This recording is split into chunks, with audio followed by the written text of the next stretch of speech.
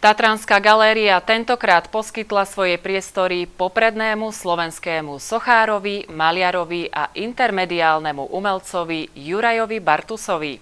Ten v tomto roku oslávil 90. narodeniny a tak jeho výstava Rytmy a gestá je prierezom tvorby jubilanta.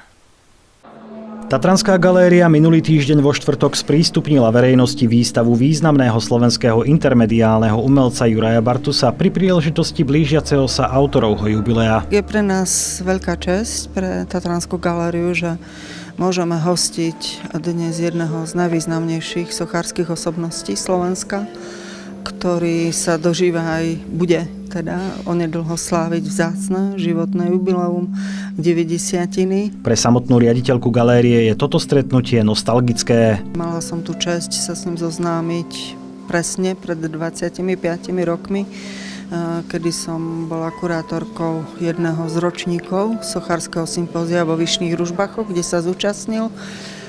Tu sme si pripomenuli toto podujatie aj niekoľkými vzácnymi fotografiami. Výstava je súhrnou, ale základ tvoria diela z obdobia po roku 2010 až po súčasnosť. Predovšetkým výstavu sme koncipovali ako takú poctu pre pána profesora Juraja Bartusa.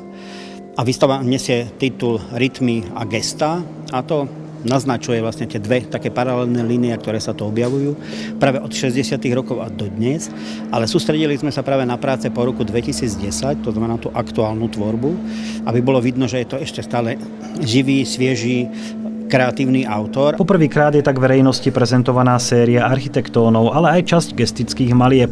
Autor je na scéne vyše 60 rokov a stále aktívne tvorí. Je ikonou intermediálneho umenia a nikdy sa neškatulkoval ku konkrétnemu odvetviu. Aj tá doba nejakým spôsobom človeka formuje. Hej. Vždycky som robil to, čo ma bavilo. Hej. Nikdy som sa nenútil do toho. Jak som stal ako z postele, hej, tak častokrát bolo prvé ani ne to jedlo, hej, raňajkovať, ale niečo urobiť, lebo mám to v hlave, hej. A to, čo ho najviac vystihuje, teraz zdobí všetky priestory Tatranskej galérie. Jubilejná výstava Juraja Bartusa bude sprístupnená verejnosti do 15. októbra.